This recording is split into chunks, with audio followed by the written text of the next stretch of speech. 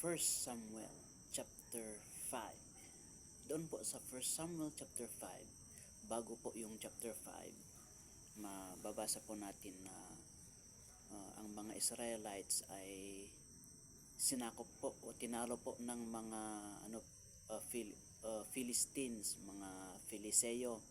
So nung natalo po sila, kasama po sa mga nakuha po nila na kumbaga parang spoils of the war ay ang Ark of Covenant.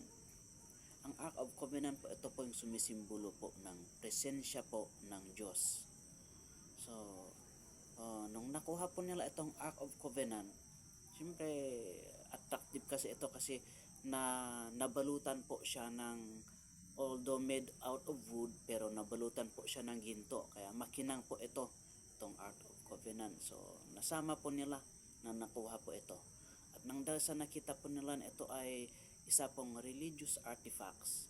So, ang ginawa po nila ay dinala po doon po sa lugar din po na kinalalagyan din po ng isa po sa mga Diyos-Diyosan ng mga Filiseo na yun po ay si Dagon. So, isinama po siya doon.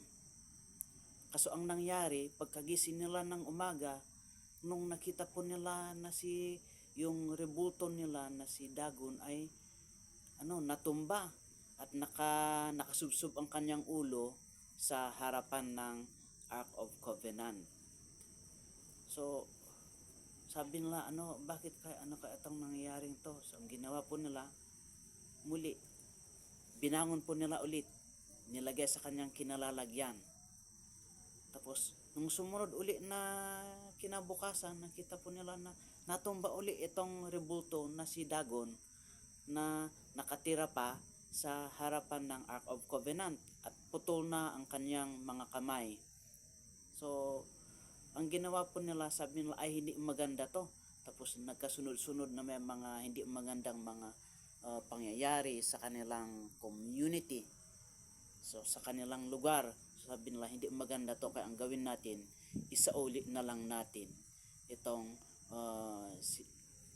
religious artifacts o ng mga Israelita. Okay, so ano po ba ang natutunan ko dito? Ang una po ay hindi pwede na ang Diyos ay magsama o kaya ang mga bagay ng Diyos ay isama doon sa mga bagay ng mga Diyos-Diyosan. So, ito nga po ay itong Ark of Covenant ay sumisimbolo po sa presensya ng Diyos. Tapos itong sinasamba nila na Diyos-Diyosan, hindi naman talaga Diyos-Diyosan nga kumbaga isang fake na Diyos. Tapos isasama mo doon. So hindi po pwedeng magsama yun. Sabihin nga natin na walang kamay itong, kasi yung Ark of Covenant ay parang lakasa yan, parang isang malaking box lang yan. Pero bakit may kapangyarihan ba itong tumumba doon sa napakalaking rebulto ni Dagon? Siyempre wala naman siyang kamay, pero ito nga po ay gamit para sa pagpupuri po ng mga Israelita na sumisimbolo sa presensya po ng Diyos. Kaya hindi po talaga pwedeng magsama itong dalawang bagay po na ito. Kaya kung minsan nakikita ko po na yung mga ibang mga occasions, pagkatapos na magpupuri po sa Diyos, tapos mamaya na naman may mga nagkakanyaw, tumatawag naman sa mga demonyo, tumatawag sa kung ano-ano. So sa tingin ko hindi po maganda yun na pinagsasama po yung ganon na pagkatapos mong tumawag sa Diyos, mamaya na naman nag-aalay ka ng mga kung anong mga alay dyan sa mga Diyos-Diyosan o sa mga rebulto. Hindi po pwede pong magsama yun. Hindi po pwedeng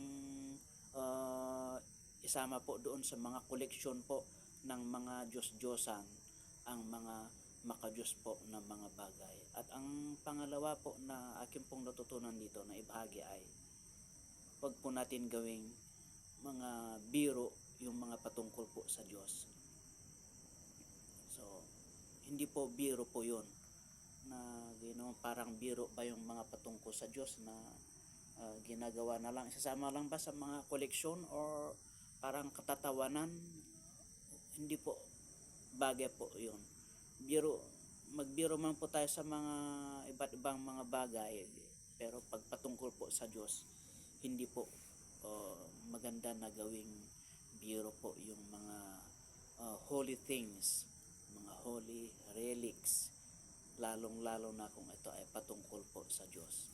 Hindi po maganda na gawing biro. Tingnan mo ang naging resulta. Ang mga Piliseo ay kung ano-ano ng mga kamalasan nangyari sa kanila. May daming mga nagkakasakit, daming mga namatay nang dahil po sa ginawa po nilang katatawanan ang mga patungkol po sa Diyos. Sa atin po kasi kung minsan ginagawa pa natin na expression yung pangalan po ng Diyos, hindi po maganda yun. Isa nga po yan sa malaking patunay na yung pangyayari po na yun, although that is kumbaga part of the history po yung nangyari, pero nakita natin yung epekto ba na ginagawa po ng Diyos, na hindi po maganda po na gawing biro po yung patungkol po sa Kanya. So hindi ko po maalala yung mga ibang mga examples, pero alam ko po na sa atin po nalalaman po natin yan, kung yan ba binibiro ba natin ang Diyos sa mga ginagawa po natin o hindi. So yun lamang po ang dalawang bagay na gusto ko po bahagi po sa inyo. Ang una po, hindi pwedeng pagsamahin ang mga makadiyos doon sa mga makadiyos-diyosan. Hindi pwedeng magsama po yun. At ang pangalawa po, huwag po natin gawing biro yung mga makadiyos na mga bagay. Kasi aanihin po natin ang hindi magandang magiging resulta sa mga buhay po natin. May God bless us all.